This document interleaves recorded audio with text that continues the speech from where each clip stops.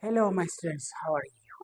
Today, I will present the grade 7 general science about classification of substance. So, as you have learned in lower grades about classification of substance, there is different characteristics and properties that different scientists use to classify substance accordingly. So, the first one is matter. When we are going to talking about this substance, we are going to starting from matter.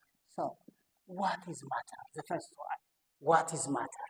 Matter is anything that has mass and occupies space. This is what we call it matter. So, when the substance that can be found on the surface of the earth can be existed in solid, liquid, and gaseous state, and they are said to be matter because all of these things can have their own what?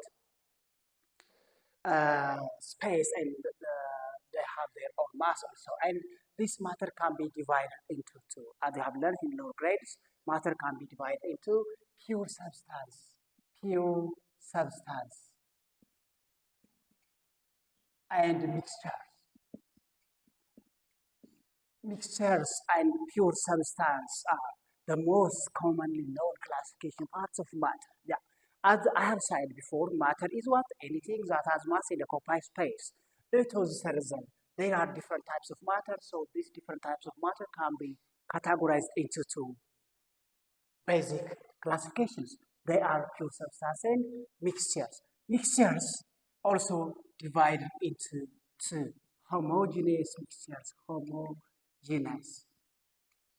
mixtures and heterogeneous mixtures. These are the classifications of mixtures. Whereas this pure substance can be also divided into two. They are compounds and compounds and elements. Compounds and elements are the two categories of pure substance. The two categories of pure substance. And as well as these compounds also divided into four. Yeah, when you come in grade 8, we'll see it. Compounds can be divided into inorganic compound and organic compounds. Yeah, compounds can be divided into organic compounds, organic, organic compounds, and inorganic compounds. Again, these elements can be divided into three: metals, metals, metalloids, and nonmetals. The three classifications of elements, metals, nonmetals, and metalloids can have their own characteristics and properties. And also, metals, nonmetals, and metalloids can be presented or defined in different manner, and they have their own examples, they have their own properties we will see deeply. As well as organic compounds can be divided into three.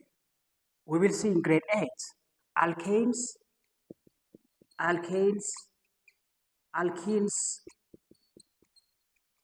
and alkynes. Yeah, these are said to be hydrocarbons, the groups of hydrocarbons and these organic compounds. The name organic compounds means compounds which is composed of only hydrogen and oxygen. That I mean hydrogen and carbon. This is what we call it. The name given for these alkanes, alkenes, and alkynes is hydrocarbons because hydrocarbon compounds is a compound that is made from what? Carbon and hydrogen atoms. Excellent. That is inorganic compounds are oxides, acids, base, and salt. These are said to be inorganic compounds. This is the simple classifications of substance. So substance can be classified into these different forms or structures. The first one is matter. Matter means anything, anything, anything that has mass and occupy space. Mass and occupy space. Space. This is what we call it matter. Matter is anything that has mass and occupies space. This is matter. And also, matter can be divided into pure substance and mixtures. Mixtures is formed from the combination of the mixtures. Combination of two or more substance physically. This is what we call it physically. This is what we call it mixtures. When two or more than two different substances mix together physically, they form what? A mixtures. And also, we can separate this mixture from their useful components by using different separation methods or techniques. This is simply mixtures made. Pure substance.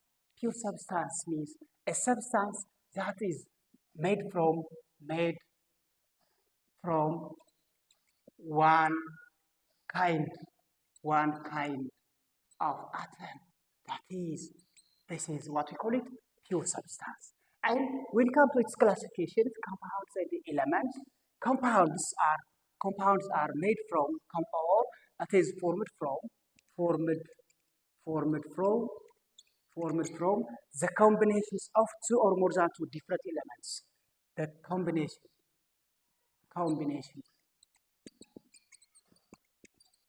of two or more different elements chemically.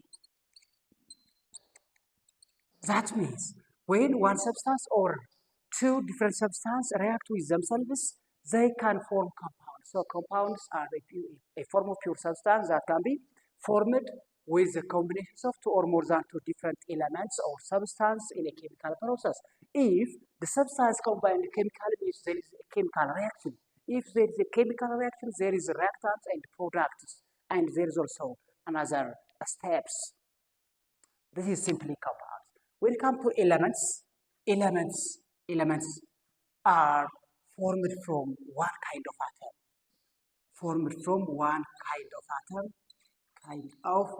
atom. And they cannot be broken down into simpler substance. They cannot be broken into simpler substance because they are made from what? One kind of atom into a simpler substance. This is what we call it elements. And homogeneous and heterogeneous mixture, simply we are going to define like this one. Hetero means different. So heterogeneous mixture is a mixture that have different phases. Or the components of heterogeneous mixtures have different phases, or they have what? We can separate their mixtures easily using our hands or by our naked eyes or without any this heterogeneous mixtures can be separated simply using our naked eyes or within simple physical chemical separation methods. Whereas these homogeneous mixtures, homo means the same. So homogeneous mixtures means the components have the same or uniform. They have uniform composition throughout. Composition. Yes. Heterogeneous mixtures have different phases.